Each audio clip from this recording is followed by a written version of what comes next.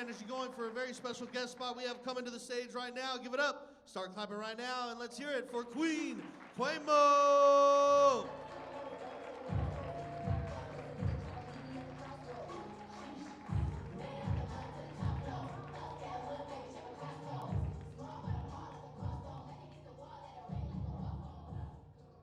What's up, y'all?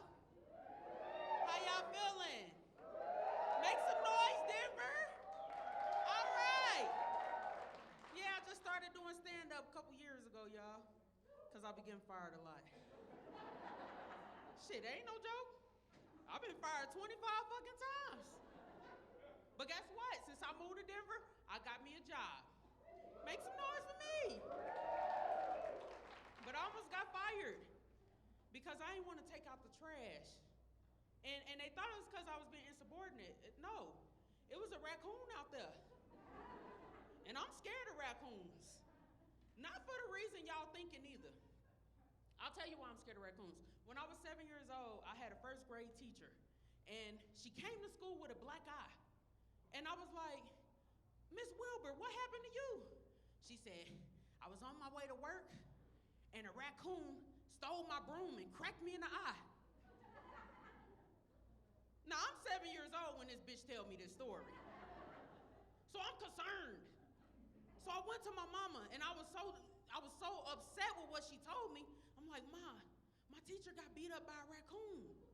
I'm like, she got a black eye and everything. She said it took the broom from her and cracked her in the eye. And my mama looked at me like this. She said, that bitch ain't get beat up by no raccoon. Her husband whooping her ass. Now I'm really concerned. I'm like, damn, my teacher's getting beat up. I gotta call the police. I'm trying to figure this shit out. So as I got older, though, I started doing research on raccoons because I didn't know much about them. And then, now it's a lot of white people in the room, so let's talk about this for a second. Y'all got us fucked up calling black people some coons. I just realized what that shit mean. Did y'all know raccoons look like little burglars? They got a little mask on their eyes. They got little leather gloves for hands. And they always stealing shit. Y'all got us fucked up. Well, anyways, back to the goddamn story. So I started doing research about raccoons, and I found out they be stealing shit and they can't fight. They really ball their fist up like kangaroos and fight.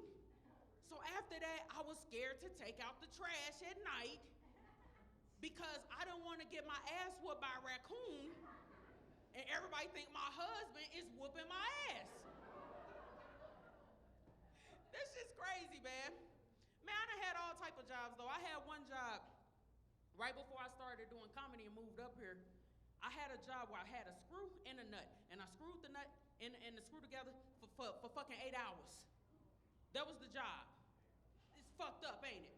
Like a goddamn monkey. I said, this is racist. I don't want to do this shit. But I had to pay my rent. So I was like, I'm gonna be the best motherfucking new nut screwer ever. I'll start screwing them goddamn nuts at a competition with myself. And I did 5 boxes. So I said, yeah, these bitches finna promote me. The supervisor came down the stairs. She said, you did 5 boxes? I said, yeah, that's good, ain't it? She said, no, don't come back. I said, damn, I can't win for Lou. I can't even take a screw and a nut and keep that type of motherfucking job. So I'm like, being a comedian can't be that bad. Let me get up here and start telling some jokes. So here we are. Well, anyways, thank you. Thank you.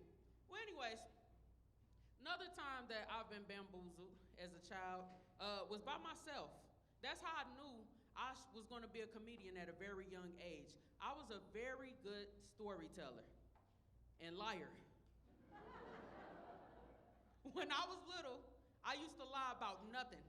My daddy used to come and get me. I lived in Chicago. I lived in Gary. My father lived in Chicago, so he would come get me on the weekends sometimes. And when I would come back, my brother would be so excited. He was like, what you do over there? I said, oh, we went to my daddy's hot sauce factory. My daddy invented hot sauce. He said, really? I want to go. I said, yeah, I got to ask his maid. When his maid come back, if he say you could come, then we could go. Now, this was the 90s, you know what I'm saying? We didn't have the internet where you could fact check a motherfucker. Moral of the story is I was lying then, and I be lying now. Thank Y'all been great.